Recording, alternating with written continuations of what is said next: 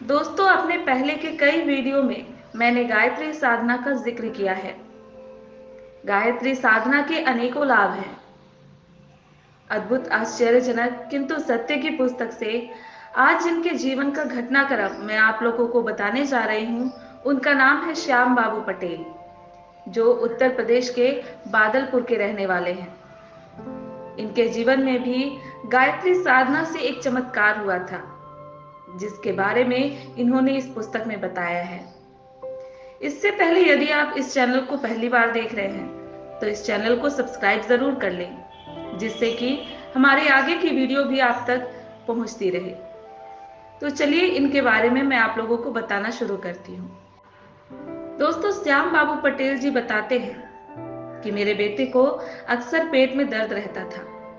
थोड़ी बहुत इधर उधर की दवाइयों से वह ठीक भी हो जाता था। किसी ने सुझाया कि डॉक्टर को दिखा दो ताकि अच्छे से इलाज हो जाए। कई बार ऐसी लापरवाही से अंदर ही अंदर गंभीर बीमारी पकड़ लेती है। मैंने भी सोचा दिखा ही दूं, पर बात टलती गई। एक दिन इतना असहनीय दर्द शुरू हुआ कि वह छटपटाने लगा और रोने चिल्लाने लगा। रविवार का दिन था। अधिकतर क्लिनिक और दवा की दुकानें बंद थीं। मजबूरन मुझे दोपहर की उस कड़ी धूप में ही उसे साइकिल पर बैठाकर डॉक्टर की खोज में निकलना पड़ा। डॉक्टर GL कुशवाहा, जो अभी नए डॉक्टर थे, मेडिकल कॉलेज से हाल ही में पढ़ाई करके आए थे। उन्होंने उसे सामान्य तौर पर देख देख कर दवा दे दी। जब बच्चा दवा खाता तो थोड़ी देर के लिए दर्द कम हो जाता। एक हफ्ते तक ऐसा ही चलता रहा। अगले हफ्ते जब डॉक्टर को जाकर यह बात बताई तो उन्होंने दवा बदल दी, पर इससे भी कोई लाभ नहीं हुआ। इसी तरह दवा बदलते हुए लगभग 1 महीना बीत गया, लेकिन कोई राहत नहीं मिली। डॉक्टर साहब ने चिंता जताते हुए उसे किसी नर्सिंग होम में ले जाने की बात बताई और इसके लिए एक सीनियर डॉक्टर के पास भेजा, जो उनके जान पहचान के थे।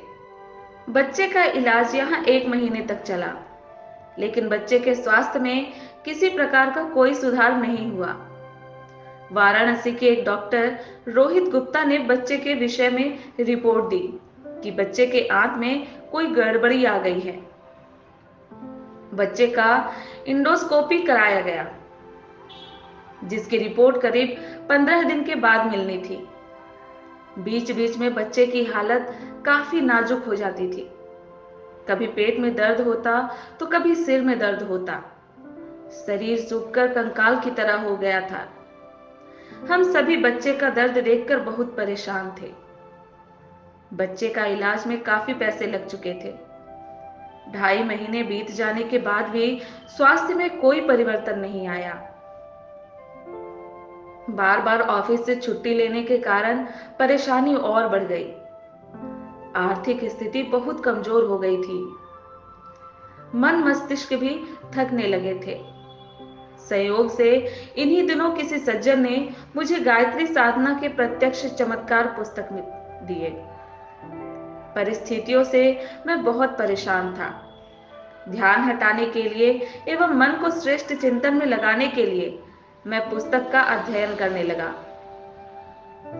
उसमें मैंने बहुत से लोगों के बारे में पढ़ा, जिन्हें गायत्री साधना से प्रत्यक्ष लाभ मिला था। मैंने भी अनुष्ठान करने के बारे में सोचा। यदि सभी को कुछ न कुछ लाभ मिला है तो हमें भी अवश्य मिलेगा। मैंने अनुष्ठान शुरू कर दिया। बच्चे के स्वास्थ्य में थोड़ा बहुत सुधार भी हो रहा था। रिपोर्ट में आया कि बच्चे की आंत में घाव हो गया है। इस नाजुक परिस्थिति में हमें कुछ नहीं सूझ रहा था। इसी बीच हमारा शांति कुंज जाना हुआ। वहां जाकर हमने डॉक्टर को दिखाया।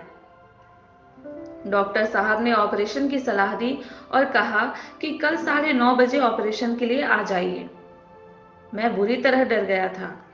कुछ समझ में नहीं आ रहा था कि मैं क्या करूं। मन ही मन गुरुदेव से प्रार्थना कर रहा था। हमें गुरुदेव का संरक्षण मिल रहा था। किंतु उस समय इसका आभास नहीं हो रहा था।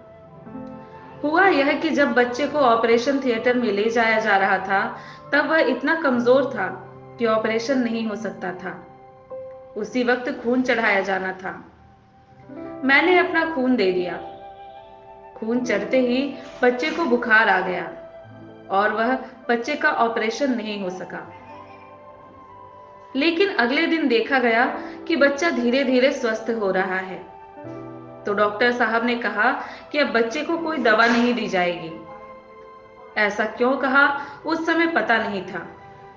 वास्तव में गुरुदेव की चेतना सूक्ष्म रूप से बच्चे का इलाज कर रही थी। धीरे धीरे बच्चा स्वस्थ हो रहा था। घर में भी परिस्थिति अब सामान्य होने लगी थी। हमारी जिंदगी फिर दोबारा से पटरी पर आने लगी थी। यह कहानी नहीं बल्कि हमारी जिंदगी की प्रत्यक्ष घटना है। दोस्तों, श्याम बाबू पटेल जी बताते हैं कि इस घटना ने गायत्री और गुरुदेव के प्रति मेरे मन में गहरी आस्था और विश्वास का भाव जगा दिया। जय गुरुदेव।